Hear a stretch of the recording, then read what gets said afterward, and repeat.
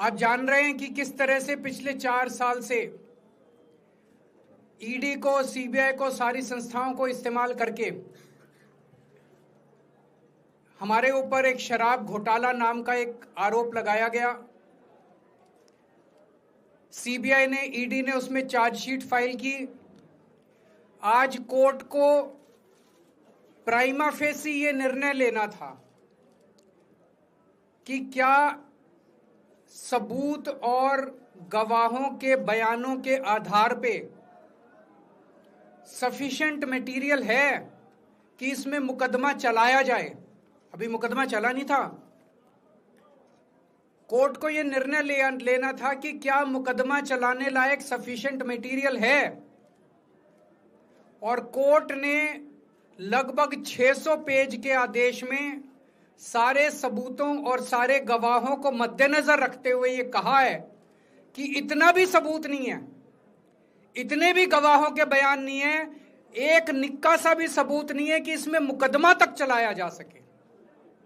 अगर मुकदमा चलाया जाता, 15-20 साल मुकदमा चलता, उसमें बहुत सारे गवाह बुलाए जाते, सबूत रखे जाते, उसके बाद होता, वो तो अलग बात है।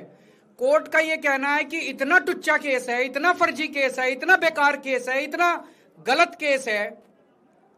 ये मैं नहीं कह रहा, ये भाषा है। आप कोर्ट का ऑर्डर पढ़िए। ये ऑर्डर जो है ये ऐतिहासिक ऑर्डर है।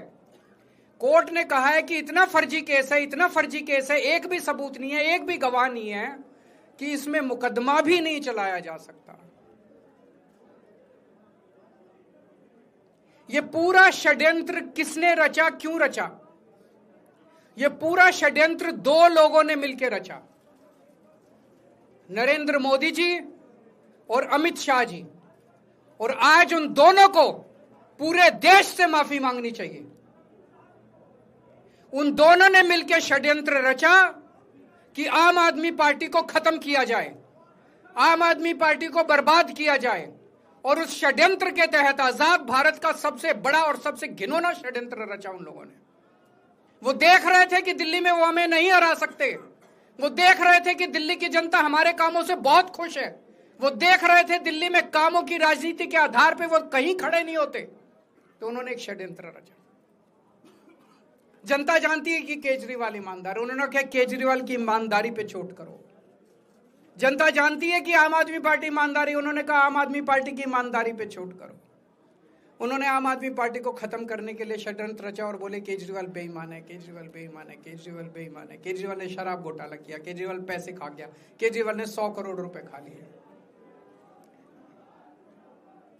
मैंने जिंदगी में केवल ईमानदारी कमाई है, मैंने जिंदगी में केवल इज्जत कमाई है। एक नया पैसा नहीं कमाया मैंने अपनी जिंदगी में। इन लोगों की तरह नहीं हूं मैं। मैंने जिंदगी में एक नया पैसा नहीं कमाया, केवल ईमानदारी कमाई है। और ये उस ईमानदारी के ऊपर चोट करना चाहते थे, उसके लिए इन्होंने षड्यंत्र रचा था। आज कोर्ट के ऑर्डर के बाद ये साबित हो गया देश के सामने, केजरीवाल कट्टर ईमानदार है, मनीष सिसोदिया कट्टर ईमानदार है, संजय सिंह कट्टर ईमानदार है, दुर्गेश कट्टर ईमानदार है, आम आदमी पार्टी कट्टर ईमानदारी है। हम नहीं कह रही है, कोर्ट ने सारे देश के सामने बोला है। कई लोग ये कहते हैं जेल से आने के बाद केजरीवाल चुप क्यों हो गया, केजरीवाल गायब हो गया, केजरीवाल कहां गया? मैं कोई नेता नहीं हूं, मैं कोई पॉलिटिशियन नहीं हूं। पॉलिटिशियन को फर्क नहीं पड़ता, उनको 4 गाली दे दो, मोटी चमड़ी होती है उनकी। मैंने जिंदगी में केवल ईमानदारी कमाई है। मेरे को जब कोई बेईमान बोलता है मुझे फर्क पड़ता है। मेरे को जब जेल भेजा जाता है, मेरे परिवार के ऊपर ताने मारे जाते हैं, मेरे को फर्क पड़ता है। केजरीवाल को फर्क पड़ता है। इसलिए मैंने तय किया था कि जब सारे देश के सामने मैं निर्दोष साबित हो जाऊंगा तब तक मैं चुप रहूंगा। आज मेरे दिल से बहुत बड़ा बोझ उतर गया। मैं मोदी जी को कहना चाहता हूं, मोदी जी, आपने हमारे ऊपर इतने केस कर लिए, आपने ईडी छोड़ दी, आपने सीबीआई छोड़ दिया, आपने पुलिस छोड़ दिया, आपने इनकम टैक्स छोड़ दिया हमारे पीछे, आपने जेल भेज दिया हमारे 5 सबसे बड़े नेताओं को, आम आदमी पर एक समय ऐसा था जब आम आदमी पार्टी के सबसे टॉप के 5 नेता जेल में थे एक साथ। उसके बाद भी केजरीवाल का कुछ नहीं बिगाड़ सके। अब तो एक ही तरीका बचा है मोदी जी केजरीवाल से निपटने का, केजरीवाल का कत्ल करवाना पड़ेगा, केजरीवाल की हत्या करवानी पड़ेगी। उसके अलावा अब केजरीवाल आपसे संभलने वाला नहीं है। अब आपके बस का नहीं है केजरीवाल, आपने सब कुछ करके देख लिया, अब केजरीवाल का कत्ल ही करवाना पड़ेगा। और एक तरीका है, मैं पहले भी बोल चुका, लेकिन वो मोदी जी के बस का नहीं है। मैंने 500 स्कूल बनवाए दिल्ली में, आप 5000 स्कूल बनाओ। मैंने दिल्ली की सड़कें अच्छी करी, आप पूरे देश की सड़कें ठीक कर दो, देखो केजरीवाल को कोई पूछेगा ही नहीं। केजरीवाल ने 200 मोहल्ला क्लिनिक बनाए, आप 20,000 मोहल्ला क्लिनिक बनाओ, आप तो देश के प्रधानमंत्री हो, अरे अच्छे काम करो ना। वो नहीं होता मोदी जी से, वो मोदी जी से नहीं होता। मैं उनको कहना चाहता हूं, प्रधानमंत्री जी, केवल सत्ता की जो प्रधानमंत्री मोदी जी की और अमित शाह जी की सत्ता की हवस है, ये उसका नतीजा है जो ये षड्यंत्र रचा गया। और इस षड्यंत्र का मैं बहुत छोटा हूं, हमारे परिवार ने बहुत भुगत भोगी है। मैं जेल गया, मेरी मां बीमार रहती है बहुत ज्यादा, उसको अस्पताल में एडमिट कराना पड़ा, बहुत रोई मेरी मां, बहुत रोई। इनकी पत्नी मनीष सिसोदिया जी की पत्नी, उनको मल्टीपल स्क्लेरोसिस डिजीज है, सब लोग जानते हैं। जब सुप्रीम कोर्ट में केस चल रहा था, संजीव खन्ना जी ने कहा कि बहुत गंदी बीमारी है, उनके नीचे का पूरा पोर्शन काम नहीं करता और धीरे धीरे बीमारी बढ़ती जा रही है। हमारे परिवार ने बहुत भुगता है, लेकिन वो इंपॉर्टेंट नहीं है, हम इंपॉर्टेंट नहीं है, हमारा परिवार भी इंपॉर्टेंट नहीं है। लेकिन मोदी जी और अमित शाह जी के षड्यंत्र का खामियाजा जो दिल्ली भुगत रही है, दिल्ली के 3 करोड़ लोग भुगत रहे हैं, उसकी भरपाई कौन करेगा? आज दिल्ली में कहीं चले जाओ, सारी सड़कें टूटी पड़ी हैं, अस्पतालों में दवाइयां मिलनी बंद हो गई हैं, मोहल्ला क्लिनिक बंद किए जा रहे हैं, स्कूलों का बुरा हाल हो रहा है।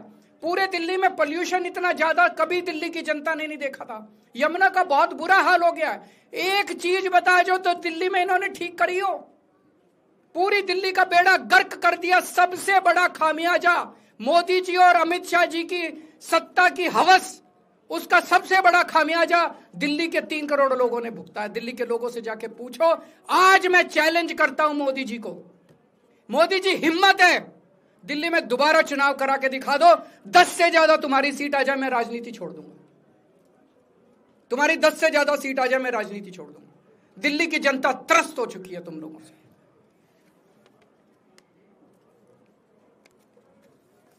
मैं मोदी जी को कहना चाहता हूं, अगर आपने सत्ता हासिल करनी है, कुछ पॉजिटिव काम करके सत्ता हासिल करो। आज देश के सामने इतनी बड़ी बड़ी समस्याएं हैं। आज देश का युवा दुखी है, देश का व्यापारी दुखी है, देश का उद्योगपति दुखी है। आज अमेरिका हमें आंखें दिखा रहा है। मोदी जी की हिम्मत नहीं है जो ट्रंप के खिलाफ एक शब्द बोल दें। ट्रंप के खिलाफ रोज ट्रंप गालियां देता है मोदी जी को, रोज ट्रंप गालियां देता है भारत को, रोज ट्रंप गालियां देता है हमारे देश को। मोदी जी के हमारा प्रधानमंत्री भीगी बिल्ली बना हुआ है। अरे देश संभालिए ना, आपको हमने देश चलाने को दिया था और आप केजरीवाल में उलझ गए, आप आम आदमी पार्टी में उलझ गए। पॉजिटिव काम करके सत्ता हासिल कीजिए, ये नेगेटिव काम करना बंद कीजिए।